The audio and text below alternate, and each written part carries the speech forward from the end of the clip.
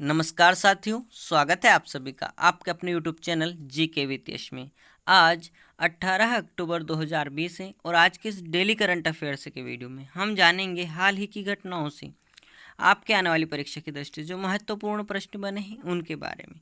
साथ ही जानेंगे प्रत्येक प्रश्न से जुड़ा हुआ की पॉइंट्स। यदि आपको डेली करंट अफेयर्स का पीडीएफ चाहिए तो आप ज्वाइन कीजिए हमारा टेलीग्राम चैनल जी के विद यश, जिसकी लिंक मैं आपको डिस्क्रिप्शन में दे दूंगा। दोस्तों, वीडियो को अंत तक देखिए। अंत में हम आपसे एक प्रश्न पूछेंगे जिसका राइट आंसर आपको कमेंट बॉक्स में लिखना है। पहला प्रश्न है, अक्टूबर 2020 में अंतर्राष्ट्रीय भारोत्तोलन महासंघ यानी IWF का अंतरिम अध्यक्ष किसे नियुक्त किया गया? इसका राइट आंसर होगा माइकल ईरानी। माइकल ईरानी को जो है अंतर्राष्ट्रीय भारोत्तोलन महासंघ का अंतरिम अध्यक्ष चुना गया है दोस्तों, और इन्होंने स्थान लिया है थॉमस अजान का। किसका स्थान लिया है माइकल ईरानी ने? थॉमस अजान का। आपको बता दें कि माइकल ईरानी जो हैं ये भारतीय मूल के डॉक्टर हैं और ब्रिटेन में रहते हैं।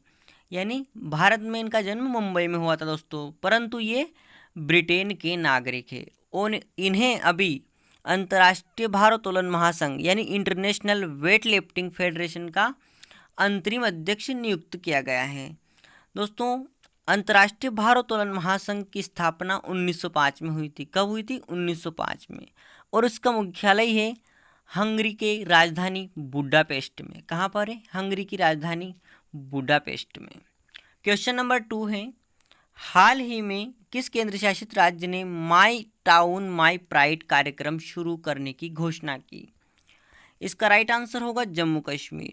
दोस्तों, जम्मू कश्मीर केंद्र शासित प्रदेश ने एक कार्यक्रम माई टाउन माई प्राइड शुरू करने की घोषणा की और यह कार्यक्रम बैक टू विलेज कार्यक्रम की तर्ज पर होगा। आपको बता दें कि पहले जम्मू कश्मीर ने बैक टू विलेज कार्यक्रम चलाया था, जो कि ग्रामीण क्षेत्रों में प्रशासनिक सेवा को उपलब्ध नागरिकों को सरलता से उपलब्ध कराने से संबंधित है। उसी की तर्ज पर जम्मू कश्मीर ने शहरी क्षेत्र में नागरिकों को सभी लोक सेवाएं उपलब्ध करवाने के लिए आसानी से माई टाउन माई प्राइड कार्यक्रम शुरू किया है। दोस्तों, इस कार्यक्रम की घोषणा की है जम्मू कश्मीर के उपराज्यपाल मनोज सिन्हा ने। किसने की है? मनोज सिन्हा ने। तो याद रखिए, बैक टू विलेज कार्यक्रम और माई टाउन माई प्राइड कार्यक्रम दोनों ही जम्मू कश्मीर से संबंधित हैं। जम्मू कश्मीर का गठन कब हुआ था दोस्तों? यानी गठन जो लागू हुआ जम्मू कश्मीर उप केंद्र शासित प्रदेश का, यानी जो एक केंद्र शासित प्रदेश कब से बना? तो ये बना 31 अक्टूबर 2019 से। पहले क्या था? पहले एक राज्य था, जबकि 31 अक्टूबर 2019 से इसके दो भाग कर दिए गए, एक लद्दाख और दूसरा जम्मू कश्मीर, और दोनों उप केंद्र शासित प्रदेश बन गए यानी यूटी बन गए। क्वेश्चन नंबर 3 है, 16 अक्टूबर 2020 को राष्ट्रीय सुरक्षा गार्ड ने अपना कौन सा स्थापना दिवस मनाया? इसका राइट आंसर होगा 36वां। दोस्तों, हाल ही में 16 अक्टूबर 2020 को राष्ट्रीय सुरक्षा गार्ड ने अपना 36वां स्थापना दिवस मनाया। इसकी स्थापना 1984 में यानी 1984 में हुई थी। कब हुई थी? 1984 में। इसके महानिदेशक कौन है? इसके महानिदेशक हैं अनूप कुमार सिंह। कौन है दोस्तों? अनूप कुमार सिंह। हम राष्ट्रीय सुरक्षा गार्ड के जो कमांडो होते हैं NSG कमांडो, उनको आमतौर पर ब्लैक कैट कमांडो बोला जाता है। क्या बोला जाता है दोस्तों? Black cat commando. Question number 4 है, हाल ही में द बैटल ऑफ बिलोंगिंग नामक पुस्तक किसने लिखी? इसका राइट आंसर होगा शशि थरूर। दोस्तों, द बैटल ऑफ बिलोंगिंग नामक पुस्तक जो है शशि थरूर के द्वारा लिखी गई है और इसे नवंबर 2020 में लॉन्च किया जाएगा। आपको बता दें कि शशि थरूर जो हैं अंग्रेजी के एक प्रसिद्ध लेखक हैं और भारत के पूर्व केंद्रीय मंत्री रह चुके हैं दोस्तों। यह पुस्तक जो है राष्ट्रवाद पर आधारित है, द बैटल ऑफ बिलोंगिंग। इनके अन्य पुस्तकें हैं वाई आई एम हिंदू, दूसरी पुस्तक है एन इरा ऑफ डार्कनेस। तो दोस्तों, इन पुस्तकों का नाम पूछ लिया जाता है, आपसे लेखक का नाम पूछा जाता है, तो याद रखिए एन इरा ऑफ डार्कनेस और वाई आई एम हिंदू और द बैटल ऑफ बिलोंगिंग की पुस्तकों की रचना शशि थरूर ने की है दोस्तों। ये पूर्व केंद्रीय मंत्री हैं और यह कहाँ से आते हैं? केरल से, केरल के तिरुवनंतपुरम से। इनका जो लोकसभा क्षेत्र है वह है केरल का तिरुवनंतपुरम। क्वेश्चन नंबर 5 है, कौन सा राज्य राष्ट्रीय रग्बी टीमों महिला एवं पुरुष का अगले 3 वर्ष के लिए प्रायोजक होगा? इसका राइट आंसर होगा दोस्तों ओडिशा। ओडिशा राज्य जो है 3 वर्षों के लिए राष्ट्रीय रग्बी टीमों का 3 वर्षों के लिए, आने वाले 3 वर्षों के लिए प्रायोजक यानी स्पॉन्सरशिप जो है ओडिशा के पास होगी दोस्तों रग्बी टीमों की। बात करते हैं ओडिशा की। दोस्तों ओडिशा से संबंधित कुछ योजनाएं हैं जो आपको परीक्षा की दृष्टि से पूछा जा सकता है, जैसे गरिमा योजना, कालिया योजना और खुशी योजना ओडिशा से संबंधित हैं। ओडिशा के मुख्यमंत्री हैं नवीन पटनायक और राज्यपाल हैं गणेशी लाल। क्वेश्चन नंबर 6 है, किस केंद्रीय मंत्री ने कपिला कलाम कार्यक्रम का शुभारंभ किया? इसका राइट आंसर होगा रमेश पोखरियाल निशंक। दोस्तों केंद्रीय जो शिक्षा मंत्री हैं हमारे रमेश पोखरियाल निशंक, उन्होंने कपिला कलाम कार्यक्रम का शुभारंभ किया। यह कार्यक्रम बौद्धिक साक्षरता, संपदा साक्षरता एवं जागरूकता से संबंधित है। बौद्धिक संपदा साक्षरता एवं जागरूकता से संबंधित है। इस कार्यक्रम की शुरुआत एपीजे अब्दुल कलाम की जयंती के अवसर पर दोस्तों 15 अक्टूबर को की गई है। इसकी शुरुआत रमेश पोखरियाल निशंक के द्वारा। क्वेश्चन नंबर 7 है, अक्टूबर 2020 में किशोर भिमानी का निधन हो गया। उनका पेशा क्या था? ऑप्शन देख लेते हैं। ए खेल पत्रकार, बी चिकित्सक, सी क्रिकेट कमेंटेटर या फिर एक और तीन दोनों। तो इसका राइट आंसर होगा दोस्तों एक और तीन दोनों, यानी क्रिकेट कमेंटेटर भी थे और खेल पत्रकार भी थे।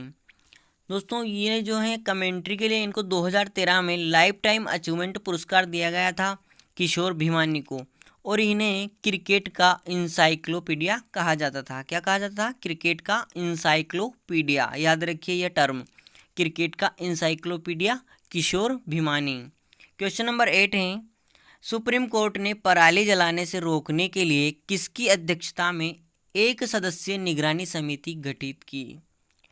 इसका राइट आंसर होगा मदन बी लोकूर। मदन बी लोकूर जो हैं दोस्तों सुप्रीम कोर्ट के पूर्व जज रहे हैं और इनकी अध्यक्षता में एक कमेटी गठित की गई है और इसके यही एकमात्र सदस्य हैं दोस्तों। पराली जलाने से रोकने के लिए रिपोर्ट देगी यह कमेटी गठित की गई है। और यह किस राज्यों की निगरानी करेगी? तो यह करेगी पंजाब, हरियाणा और उत्तर प्रदेश की निगरानी इस कमेटी के द्वारा की जाएगी। दोस्तों आपको बता दें कि सर्दियों के समय में यानी फसल कटने के बाद पंजाब, हरियाणा और उत्तर प्रदेश में पराली जलाई जाती हैं, जिसके कारण राष्ट्रीय राजधानी क्षेत्र दिल्ली में प्रदूषण काफ़ी फैल जाता है। नेक्स्ट क्वेश्चन नंबर 9 है, अक्टूबर 2020 में किस राज्य सरकार ने महिलाओं को सरकारी नौकरियों में 33% आरक्षण को मंजूरी दी? इसका राइट आंसर होगा पंजाब। दोस्तों पंजाब ने हाल ही में, पंजाब की सरकार ने महिलाओं को 33% आरक्षण देने के जो प्रस्ताव है उसको मंजूरी दी है। किसमें? सरकारी नौकरियों में। दोस्तों बात करते हैं पंजाब की। पंजाब में दोस्तों सरबत विकास योजना लागू है। कौन सी योजना लागू है? सरबत विकास योजना जो है वह पंजाब से संबंधित है, याद रखिए। पंजाब के मुख्यमंत्री हैं कैप्टन अमरिंदर सिंह। कौन है? कैप्टन अमरिंदर सिंह। और राज्यपाल हैं वीपी सिंह बदनौर। कौन है दोस्तों? VP Singh Badnore. Question number 10 है, हाल ही में किस बैंक ने आवास एवं शहरी मामलों के मंत्रालय और सिडबी के साथ समझौता किया? इसका राइट आंसर होगा इंडियन बैंक। दोस्तों इंडियन बैंक ने हाल ही में आवास एवं शहरी मामलों के मंत्रालय और सिडबी के साथ समझौता किया है। किसके लिए? क्योंकि दोस्तों जो प्रधानमंत्री स्वनिधि योजना है स्ट्रीट वेंडरों के लिए, शहरी स्ट्रीट वेंडरों के लिए, उनको उस योजना का लाभ पहुंचाने के लिए जो है सिडबी, आवास एवं शहरी मंत्रालय और इंडियन बैंक ने आपस में समझौता किया है। बात करते हैं इंडियन बैंक की। इंडियन बैंक का मुख्यालय है दोस्तों चेन्नई में। कहाँ पर है? चेन्नई में। और स्थापना हुई थी 1907 में। कब हुई थी? 1907 में। और इंडियन बैंक की जो सीईओ हैं वो है पद्मजा चुंदरू। कौन है? पद्मजा चुंदरू। क्वेश्चन नंबर 11 है, WHO द्वारा जारी विश्व तपेदिक रिपोर्ट 2020 के अनुसार जनवरी से जून 2020 तक भारत में टीबी के मामलों में कितनी गिरावट आई है? इसका राइट आंसर होगा 25%। दोस्तों टीबी के मामलों में भारत में जनवरी से लेकर जून 2020 तक 25% मामलों की गिरावट आई है। यह रिपोर्ट जारी की गई है WHO यानी वर्ल्ड हेल्थ ऑर्गेनाइजेशन के द्वारा, विश्व तपेदिक रिपोर्ट यानी वर्ल्ड ट्यूबरक्लोसिस रिपोर्ट। दोस्तों दुनिया के 26% टीबी के मामले यानी तपेदिक के मामले भारत में पाए जाते हैं। कितने? 26% मामले वर्तमान में, जिसको टीबी, यक्ष्मा या क्षय रोग भी बोला जाता है। आप कंफ्यूज ना हो, जैसे दोस्तों क्षय रोग रिपोर्ट या यक्ष्मा रिपोर्ट या फिर तपेदिक रिपोर्ट या टीबी रिपोर्ट, तो ये चारों ही एक ही बीमारी के नाम हैं। दोस्तों टीबी जो है वो एक जीवाणुजनित बीमारी है। कैसी बीमारी है? जीवाणुजनित, यानी जीवाणु के द्वारा होती है।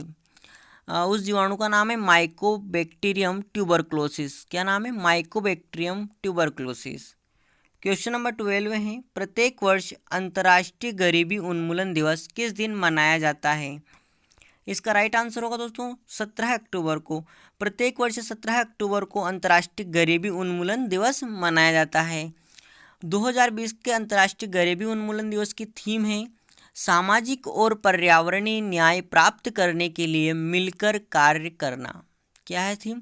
सामाजिक और पर्यावरणीय न्याय प्राप्त करने के लिए मिलकर कार्य करना।